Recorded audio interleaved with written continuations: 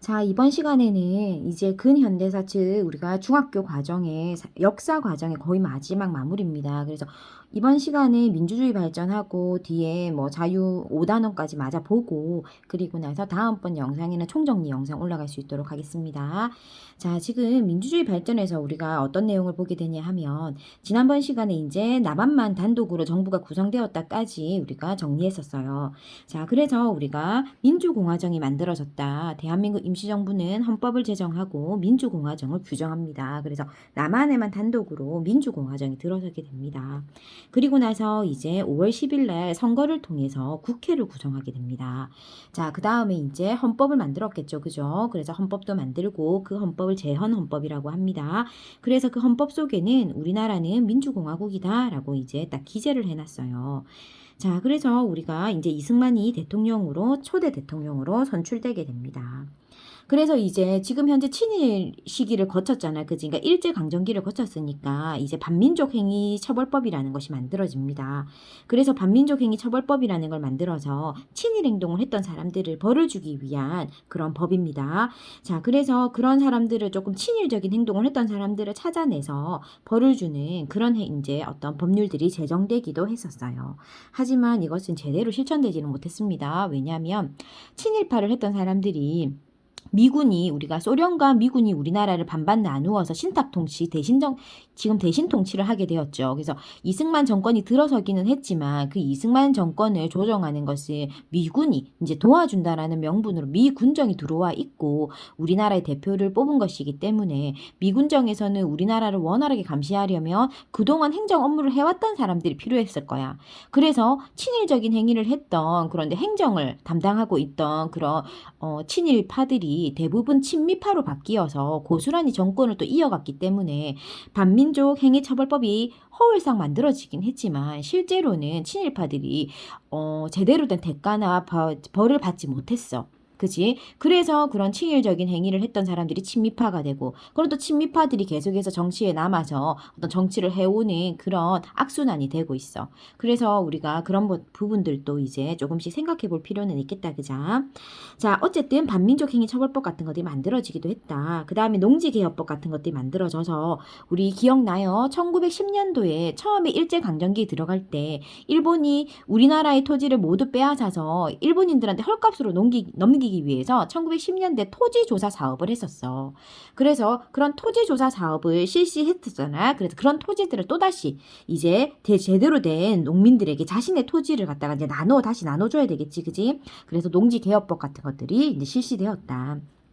나름 정상화하기 위해서 노력하고 있는 거야. 그치? 그래서 민주공화정을 규정하는 제헌국회가 만들어졌고 50선 총선거로 이승만이 초대 대통령으로 선출되었다까지 기억하면 되겠습니다.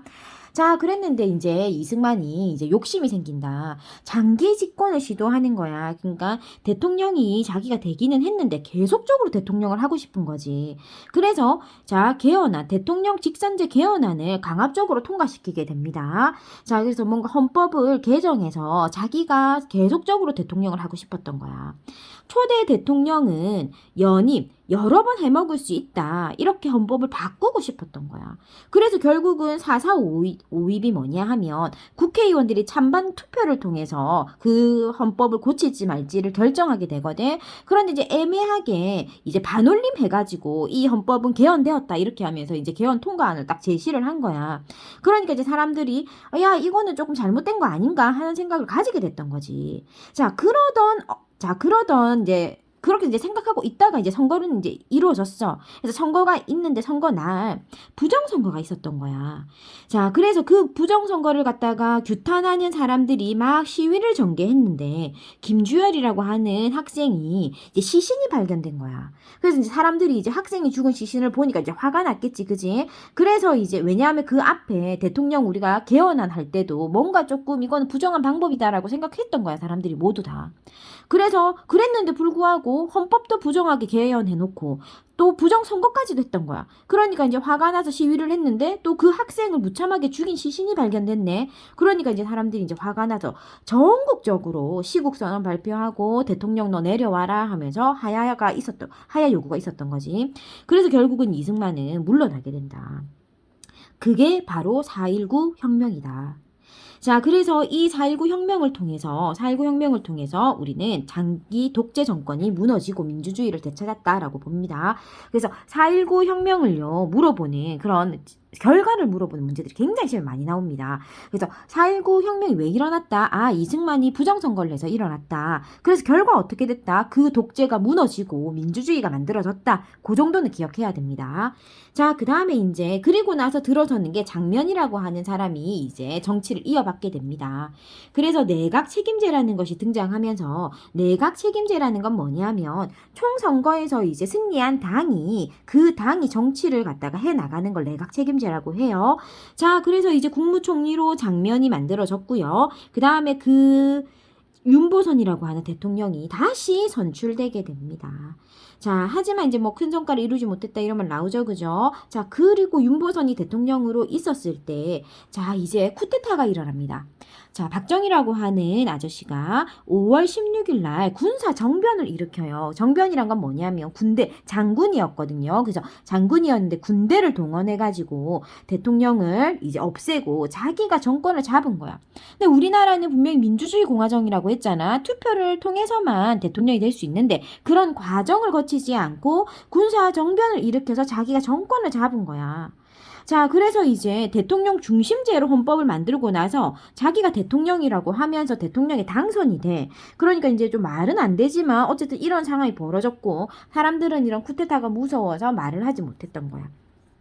자, 그런데 이제 박정희라고 하는 분은 당선되는 과정은 문제가 많았지만 정책 자체는 우리나라 경제 개발에 큰 영향력을 미칩니다. 그래서 경제 개발 5개년 계획이 아주 중요합니다. 그래서 우리나라가 이 시대에 비약적으로 발전하게 됩니다. 그래서 경제적 발전이 있었다라는 거 우리가 기억해야 되겠습니다.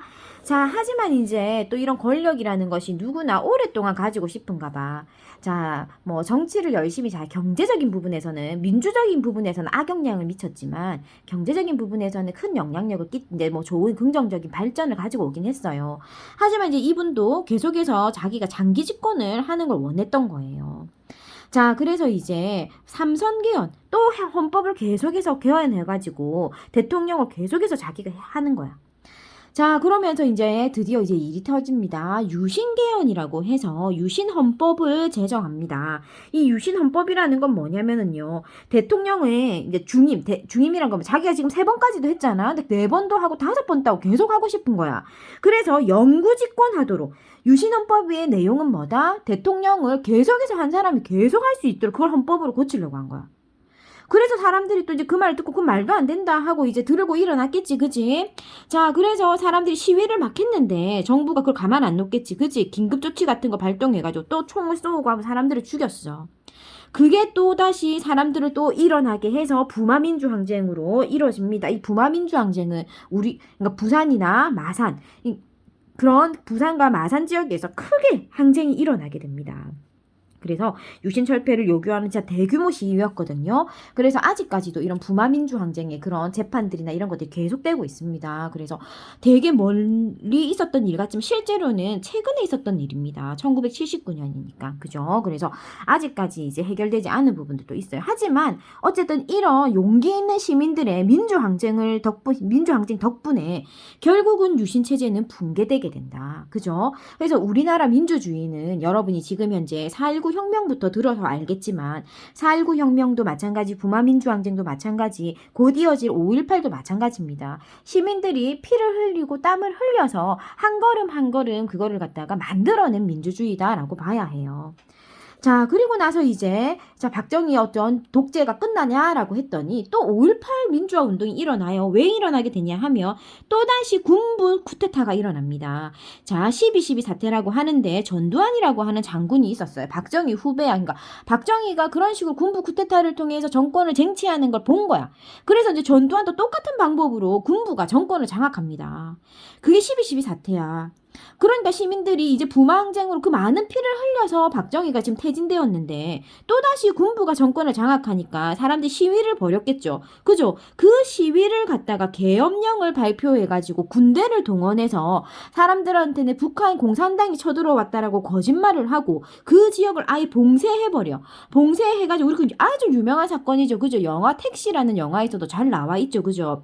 그래서 그 지역을 아예 봉쇄해버리고 북한군이 쳐들어와서 전쟁 중이다라고 말하고는 대한민국 군인을 투입해서 대한민국 국민을 죽이는 그런 사건이 일어나요. 그게 5.18 광주 민주화 운동이에요. 그죠? 자, 그랬는데 이제 그 사건도 아직까지도 이제 많은 그런 미스테리들이 남아있죠. 그죠? 자, 그래서 이런 5.18 민주화 운동이 일어나고 결국은 전두환은 대통령으로 선출됩니다. 자, 그리고 7년 단임으로 대통령 간선제를 개헌해서 또 대통령 또 한 번 또 해먹어. 재취임합니다. 자, 이렇게 독재 정치는 계속되었어요. 그리고 뭐 말도 제대로 못하게 하고 운동 같은 것도 민주화 운동 같은 거 전혀 못하게 하고 뉴스나 이런 것들은 미리 내보내기 전에 검열해가지고 전두환에 대해서 욕하거나 나쁜 말은 전혀 못하게 하고, 그 다음에 뭐 길 지나가다가 뭐 정치적으로 발언을 한다거나 나쁜 민주주의에 관련된 이야기를 하거나 하면 사람들을 마구 잡아가서 막 상천교육대 이런 데다 넣기도 하고, 그러니까 굉장히 무서운 시대였다라고 생각해보면 돼요. 자, 그래서 결국은 사람들이 이제 더 이상은 참을 수 없다. 그렇게 해서 일어난 게 6월 민주항쟁입니다. 자, 지금 이제 민주항쟁 뭐뭐 나왔어요? 4.19, 그 다음에 부마민주항쟁, 5.18 민주항쟁, 6월 민주항쟁, 총 4번의 민주항쟁이 현재 나왔습니다. 그래서 결국은 전두환의 독재 정치는 마무리되게 됩니다.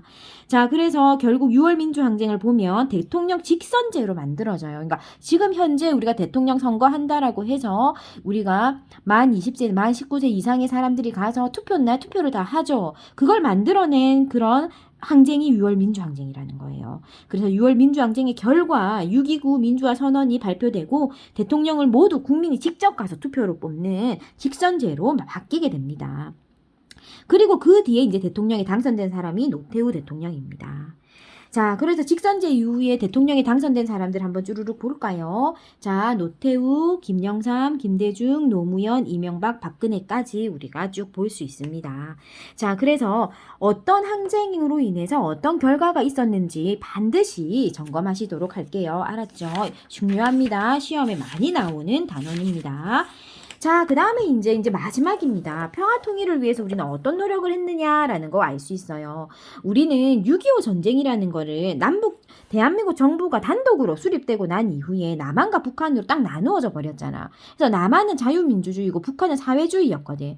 그래서 북한이 그 무력으로 통일을 하기 위해서 6월 25일 날 쳐들어오는 게 6.25 전쟁이죠. 그죠? 자, 그래서 지금 보면 6.25 전쟁이 왜 일어났는지 배경을 보면은요. 자, 우리는요, 미국과 소련에 의해서 분할 통치, 신탁 통치 당했다라고 계속 말하죠. 그죠? 광복하고 나서 남한에는 미군이 들어오고 북한에는 소련군이 들어가서 북한은 공산주의화 되고 남한은 자유민주주의로서 단독으로 정부를 구성되었어요.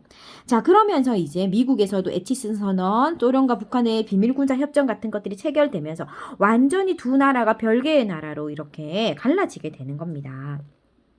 자, 그래서 우리가 그래서 6월 25일 날 북한이 무력으로 여기 통일을 하겠다 하면서 이제 침입해 와요. 그래서 무방비 상태로 당하게 돼요. 그래서 3일 만에 서울 점령당하고 낙동강까지 우리가 후퇴하게 됩니다. 자, 그러다가 아주 유명한 이야기죠. 인천 상륙작전, 인천사 허리를 다시 우리가 회복함으로써 허리에서부터 남쪽에서부터 이렇게 치고 올라가면서 자, 우리가 이제 조금 승기를 잡는 듯해요. 남한이. 그러다가 또 중국이 또 북한을 도와주게 되면서 또다시 서울을 상실하면서 또다시 이제 후퇴하다가 또다시 이제 전투를 계속 밀고 밀리는 전투가 지속돼요. 자, 그러다가 53년 7월에 정전. 우린 현재 휴전 상태예요. 전쟁을 잠깐 쉬고 있는 중이라는 거죠. 그죠? 그래서 빨리 평화 통일이 이루어졌으면 좋겠다. 그죠? 자, 그래서 이렇게 6.25 전쟁은 민족에게, 북한에게도 남한에게도 굉장히 많은 피해를 남겼고요. 그리고 서로가 서로를 굉장히 싫어하면서 이렇게 분단이 고착화, 이렇게 오랫동안 분단을 하게 되는 그런 원인이 됩니다. 자, 그래서 우리는 이제 젊은 친구들은, 또 어린 친구들은 북한은 아예 다른 나라처럼 느끼는 친구들도 많을 거예요. 사실 선생님이 자랄 때도 그랬기 때문에 북한이 우리나라다라는 개념이 여러분한테 그죠 약할 수도 있어요. 선생님과 같은 어른들한테도 그렇고. 근데 하지만 이제 평화 통일을 이루어서 우리가 다시 한번 한반도를 갖추게, 한반도의 제대로 된 모습을 갖추게 된다면 북한에게도 남한에게도 서로 다 좋은 일이 될 것 같아요. 그죠? 그래서 평화 통일을 위한 노력이 계속되어야 된다라고 봅니다. 자, 그래서 각각 정부에서는 어떤 평화 통일을 위한 노력을 했는지 반드시 알아두셔야 됩니다. 박정희 때는 적십자회 회담 같은 걸 개최해서 이산가족 같이 이런 이렇게 서로 오고 가는 그런 노력들이 있었고요. 노태우 정부 때도 남북 기본 합의서 같은 것들을 채택했어요. 그래서 서로 교류하자, 협력하자 이런 것들을 의논했다라는 거예요.